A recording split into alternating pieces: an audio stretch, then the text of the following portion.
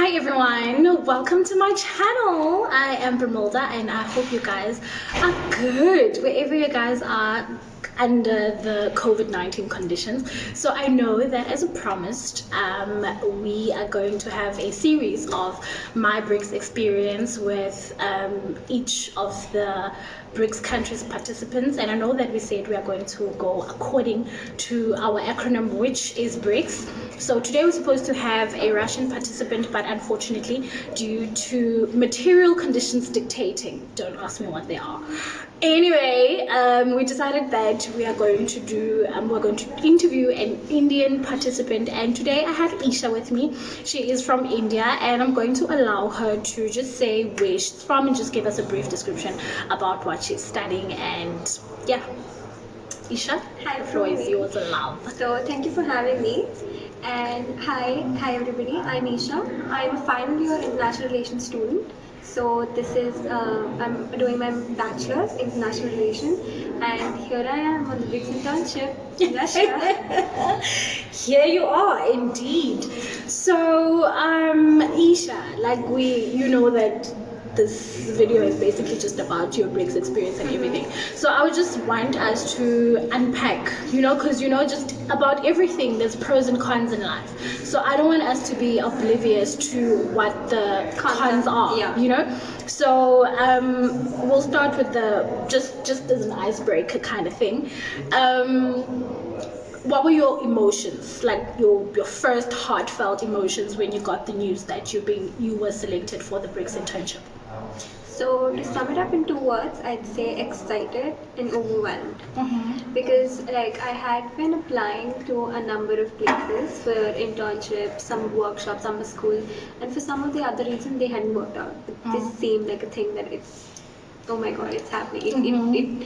It gets surreal at a point where you like it gets to you, but it was really nice. It was really exciting. And here you are. Here you are. So, okay, just a general overview. Obviously including the pros and cons of your experience from the day you first landed, from the day you first got on the plane in your country, to I believe you had three connecting flights. No. So I just had like one from Delhi to Moscow and then Moscow to London. Okay. Yeah. So so from the first day, the day you got onto a plane in your country, and the next day when you got to Vladivostok, what were the emotions you were going through at the time? So what were your expectations? So even? as we're being like super honest in our interview, yes, I'd like to say that this might come as a shocker, but when I was at the Delhi airport, so my friends came to drop me along with my parents. Like my friends came to drop me along with my parents, and I was sobbing. I was sobbing at that because it was the emotions. Like I said, they were so surreal. It was getting to that.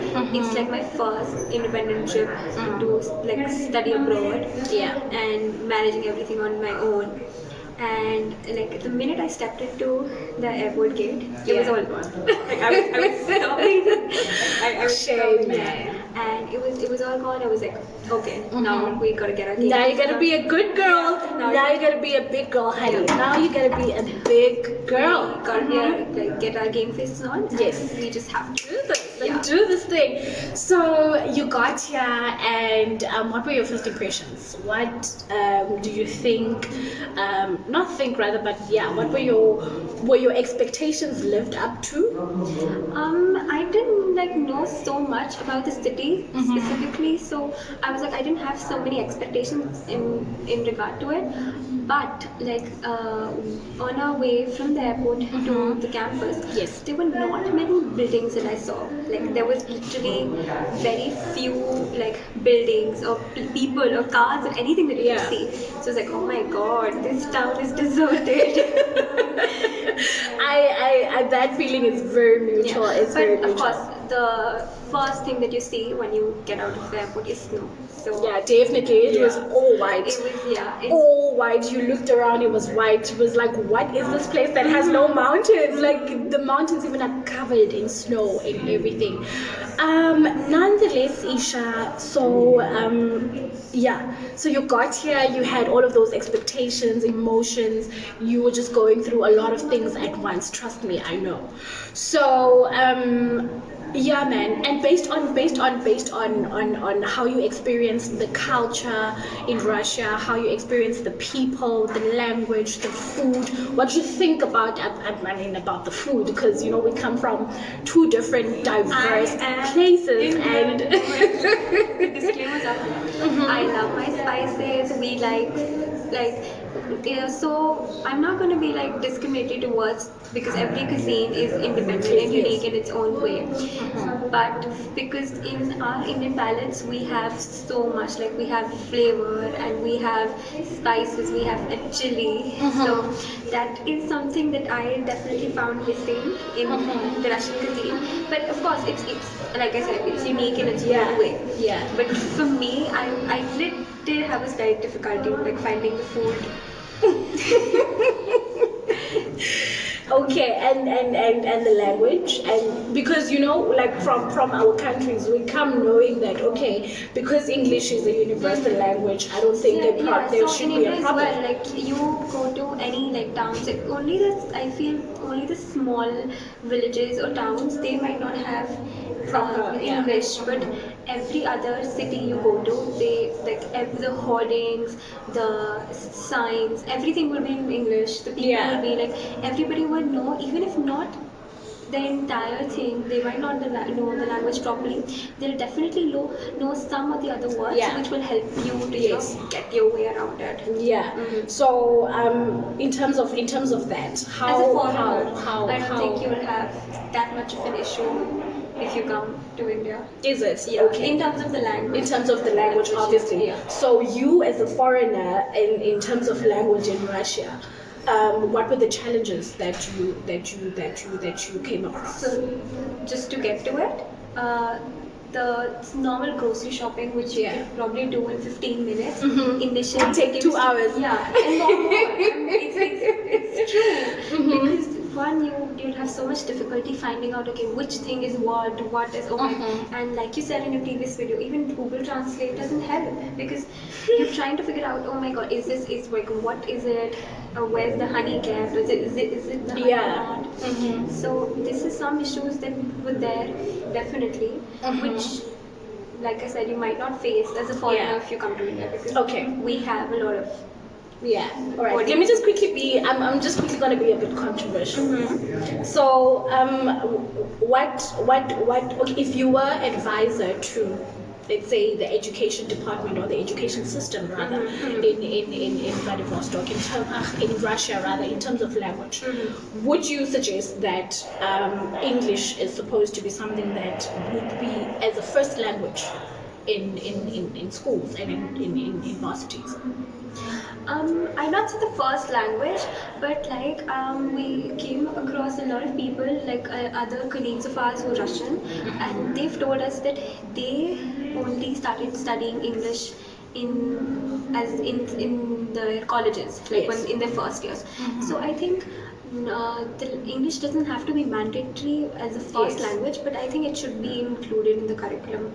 And with nobody to tell how to devise the curriculum. But I feel that in today's age and in the world that we live in, English, it's a need. Yeah. It gets you everywhere. I mean, of course, knowing your own language keeps you close to your roots and keeps you grounded. But nobody is taking it away from anyone. From you to learn English. I know my own language. I know Hindi. I speak Hindi as well. But English helps me like get away or avoid the barriers, the language barriers that I might face in talking to you or anybody else here. So that's something common that we can share easily with our relationship on. All right.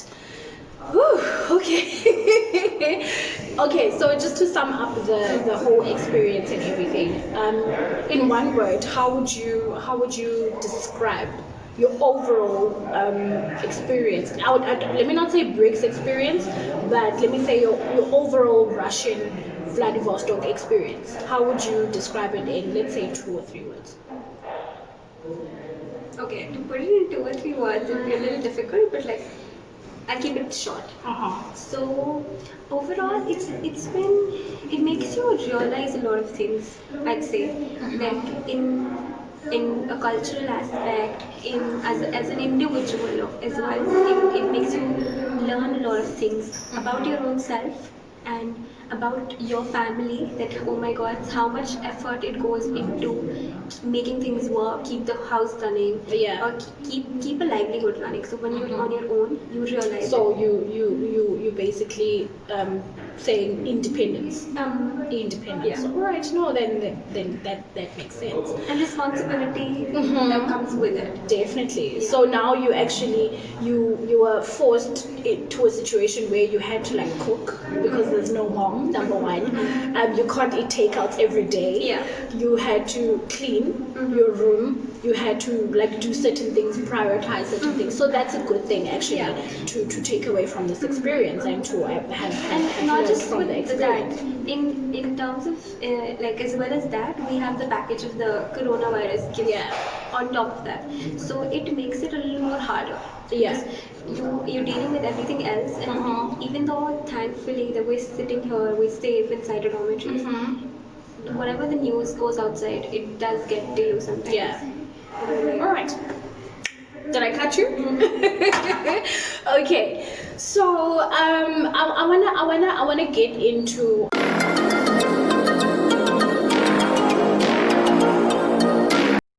So Isha, you said that you're doing your final year in international relations back home in India, and also here you are just getting an add-on of that. So in terms of your educational experience, how would you like? Educational experience by classroom experience, student lecture consultation, student, how can I put it, peer-to-peer experience, Interaction. and yes, and interaction, and also basically just normal classroom, but obviously now we can't because of the COVID-19 and everything. So prior, when we had that, and obviously now when we are doing the virtual classrooms and everything, how would you shape your experience, or how would you describe your experience, and how critical is it to adding on to your degree back home? Okay. So to be honest, like remember the time when we did have the online classes going on. I used to have a lot of fun. I used to enjoy the classes. It used to be very interactive, and it was difficult to get distracted, if I must say. However, in the online classes, I'd say that it's very difficult to concentrate because and you're lacking the real experience, the human experience lacks in it. And I'm not saying that like our teachers are trying so much, and they definitely are. Like our Russian teacher, she puts in a lot of effort Definitely. to get us on and like speak up. However, I feel that like I don't know how the education system you have back in South Africa. With us, we have a very different system of education at the university level as well that we get from here. So that does definitely change my view as like the whole educational from the educational point of view. But I'd say that it's not being as fruitful as I thought it would be. Okay, so by fruitful you mean that obviously they lacking in some instance, or they lacking in some way. Would it be most probably a teaching aspect where someone is qualified to actually teach you? This person obtained their PhD, they're busy publishing papers, some of them are doing postdoc, some of them have been professors for years in their respective fields and everything. So would you say it's not an issue of experience and qualification, but it's rather the art of actually teaching the art of teaching a specific subject? And what's worse is now, because you've been teaching the specific subject in your own native language, but now you have to transition to teaching the very same discipline but in English. Yeah. So would you say it's a teaching problem other than having that as well is a issue. I mean, along with that, the online platform, as much as it's been connecting us, as much as the online system is pushing us together, it is definitely lacking the essence, the real essence of a classroom. yeah. Of a classroom. Because let's be honest, like how many times do you see yourself as well being up and about when the professors are answering something? So it's like, and it's not even like you don't want to, or like you're trying to disrespect somebody, or you just like you don't care. Yes. But it doesn't push you. It doesn't push you. It doesn't push you. All right. Yeah, man. I'm okay. I share the same sentiments with you on that, definitely. Well, putting it into context or trying to reason with that, I've always said that when you there's a difference when there's something that comes natural to you and there's something that is imposed on you. For sure. So for me it's if I've made an understanding, or I've made the assumption this way, that this is something new to you, right? And it's new to you in the sense that you're teaching in a different language, because you're used to teaching the very same discipline in your native language. Yes. Now you're transitioning to English, which is a bit difficult for them. It's not that they don't know, but it just becomes a dreadful process, a tiring process, and a monotonous progress, because now you first have to actually look up onto your Google Translate what you want to say in English, and then express it to your students. So that alone, it takes away the connection a student, it takes away from the relationship from student and lecturer. So yeah, for me that's also a problem. I don't know how many would most probably agree or disagree with us, but as I said, we share our own personal experiences and our own personal views on this channel. The method of teaching, I feel, as well is quite a lot different from what we have back at home. So in back at home, where like we have lectures, like we have proper lectures, and then it'll be like very interactive and whatever while you're in the classroom you're learning. Here it's more, it's quite different in the sense that in some of the programs, like unlike ours, they have a lot of presentations going on. So instead of having proper lectures, they just end up making presentations and presentations and presentations every single day. Presentations. So that takes away the experience and the learning experience. Yes, exactly. Because so you're just sitting on your laptop, you're copying some material, and then you're copying and pasting. Pasting it presentation. And I mean, for me personally, I won't lie, that is a problem for me, because I'm not learning if you yourself, I'm asking a question that requires learner student or student lecturer engagement, and you just give me a textbook answer, or you give me an article written answer. So I mean, that for me, it's like, okay, I could have just went to the article and read it by myself, you know. So there's not that dialogue that happens between student and lecturer, and it takes away from the learning experience as well. So based on that, Isha, I mean, there are a lot of recommendations we can make, just regarding the teaching method. Not to change the entire system, but just the teaching method. And not by not pointing fingers at anything, but like finding faults in anything. Definitely. We want to make it work. Definitely. And obviously we're trying to create a legacy for those who are coming next after us, you know, to say that, okay, no, this point was challenged by those who left. Why is it still like this? You know, and also trying to make it better for the organizers as well, to say that maybe don't try this because it didn't work, maybe try that because it's more, you know, organic, you know, it's more natural. exactly, it's more natural in everything.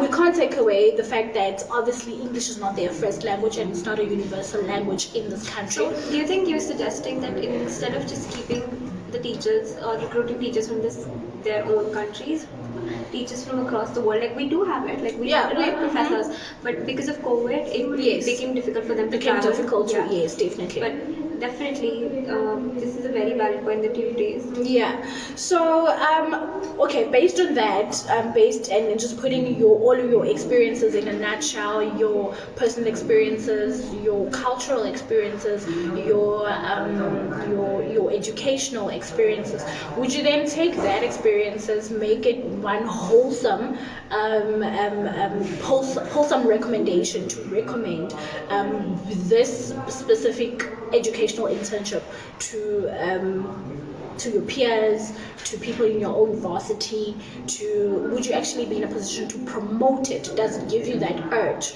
to say that I learned a lot from this experience, I want other people to also take part in this? Would you actually be in such a position to recommend this program to other people as well, and why they should actually come and study at number one at Fairfield, Far Eastern Federal University, and secondly, why they should take part in the BRICS internship? Okay, so before answering that, I'd like to put it out there that this is a huge opportunity. Definitely. And had it not been for the pandemic that we've been faced with, it might have gone into a very different direction for me. And personally, for me, I feel that it would have definitely pushed me out. It has been pushing me out of my comfort zone, yes. But academically, if I'm being completely honest, it hasn't pushed me to that level that I would say that that I am carrying something away with me. Yeah. So that might be limited to me personally, but yes, like I said, it's a very big opportunity, and people should not let it go like that. Yes. Because I mean, it also looks good on your resume, so For sure it does. why not? Yeah. For sure it does. Okay, so you definitely would recommend other people, your peers from your country, to come and study here. I mean, this is a state-of-the-art university. You should see the architecture, you should see the infrastructure, you should see the facilities. The views, the views. Listen, the views in summer. The views in summer are great. They're amazing. I like to disagree because I do enjoy the weather. So I am. You do enjoy snow? Yeah, I love my God. snow. Now it's like the weather's changed. It's a lot greener. Yes. I'm loving this as well, but oh my god, it becomes beautiful. It's like a painting. So It's like a painting. Yeah, man. I mean, I love summer. I think we have our preferences. I love summer. I love everything that comes with summer. I get to be in the water. I get to be outside a lot. I get to take pictures. I get to do all of those things. But in winter, in snow, oh my gosh, it's dreadful even to walk to point A to point B because you're scared you're gonna slip. Yeah. You're scared you're just gonna, just all of those things. So despite all of that, then I'm not gonna say that it's dislike the snow because I enjoyed it quite a bit.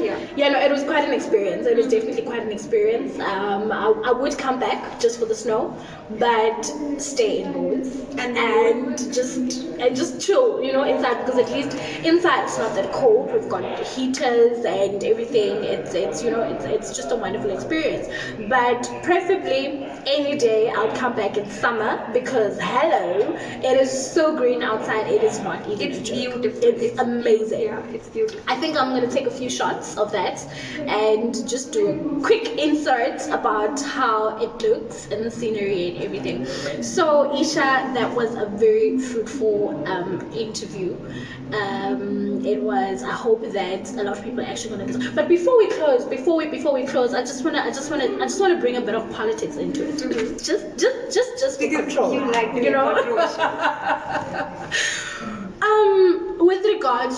with regards to what do you think, or how do you think that we can actually better how can I put it, multilateral leadership amongst not official politicians, but amongst the BRICS, the youth of the BRICS countries? Okay, so this initiative, like the art internship, it's a very big step towards it. It's a very, very big stepping stone towards it. Because in what other world are like people like you and I going to be sitting together on this sofa and having this interview? Imagine India, South Africa, and we're in Russia. Yeah. So that alone is quite an experience. And everybody has different point of views. They have different opinions, and the internship has helped us, to stuff up in one place and just do whatever you're good at. So I feel that more opportunities like this, more internships, summer school, or more programs, or more initiatives like this should be taken up, so that you and I, as youth of the BRICS countries or other countries as well, can go on promoting multilateral leadership and take part in initiatives that are, for the promotion of the same. Okay.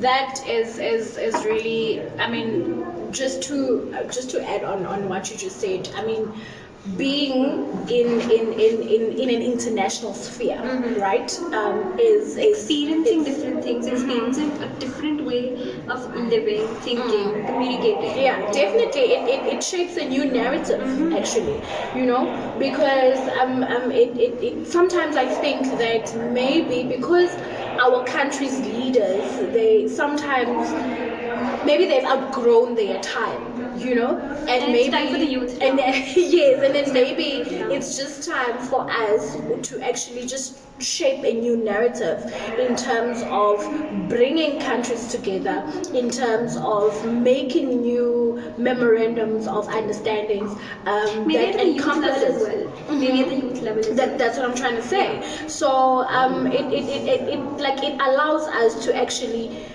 first embrace the international sphere and shape new perspectives on it, make ourselves make ourselves known to the certain challenges that exist and certain cultures and stereotypes and all of those things, and understand them, so we can actually be in a position where we as the BRICS youth, we would be able to understand, number one, our backgrounds, number two, what we are trying to shape as a new narrative. So for me, I honestly just think that in order for us to actually fully express our political leadership, number one, our for example, our new innovative ideas, we need to have a platform, and this is actually a perfect platform to actually express those views, ideas, and thoughts, because you are now in an international sphere where you get to learn about the Indian culture, where you get to learn about the South African culture, the Brazilian culture, and everything. Along with other cultures that are present here as well. It's not just limited, like our experience here at FEFU is not just going to be limited to the people coming from the BRICS countries. It's a lot more than that. Yeah. Because there are people here from all over the world. Yes, but it's also about trying to better your own home first before you better the rest of the world. For sure. So because now BRICS is like our home, sort of, kind of, we first need to find ways to actually improve our home, so that our home can also compete on global markets, can compete with the upcoming yes, superpowers. exactly, can compete with NATO, can compete with the European Union, Yes. can compete with all of those organizations. So for me, it's a thing of bettering our own home first, which is BRICS, and then go on to a sphere where we'd be able to actually compete with all the other political organizations nationally. So, Isha, is there anything else you want to say? No, nothing. Comments? Nothing? Okay, cool. That was a very fruitful conversation that I had, discussion rather than an interview. Discussion that I had with Isha, who is from India and who's doing her final year in international relations. We are going to have a diplomat from India very, very, very soon. I think that's our future for all of us, for most of us, rather. And this is going to help us. So what if one day we're at some international organization and I have to ask you for a favor and be like, remember? Remember?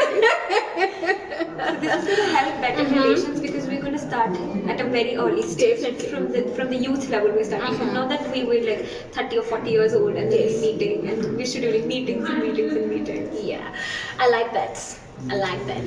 So guys, thank you so much. I hope you honestly do enjoy this discussion that we had today. And if you have any questions for us or comments, please drop them below, and do not forget to subscribe. Please guys, please subscribe and like the video, recommend the video, share the video, because we also want to know how we can actually better our next video, and what to look at and what to focus on in terms of sharing our BRICS experience. So that is all from me. That is all from me and Isha. So I guess I'll see you guys when I make my other video. Bye. Also, you can, don't forget to follow me on Instagram. Isha, why don't you have Instagram? Just tell the people. Tell them why you don't have Instagram. I like to stay off social media. Oh, man, shame. That is a shame, Isha. That is a shame. But anyway, please do not forget to follow me on Instagram. I am, what's my Instagram handle? Brimilda_B. That is my Instagram handle. And for this channel, you can get the link on my Instagram handle on my bio, or you can just type in Brimilda Brainkiss My BRICS Experience on YouTube, and it will be there. It will just be chilling there, like pops up, and you click on it. Do not forget to subscribe. You click there on that bell. You click it and then you're done. You subscribed. You get access to all my videos that I post on this channel. And yeah guys, so thank you so much. I do hope you enjoy this video. Bye.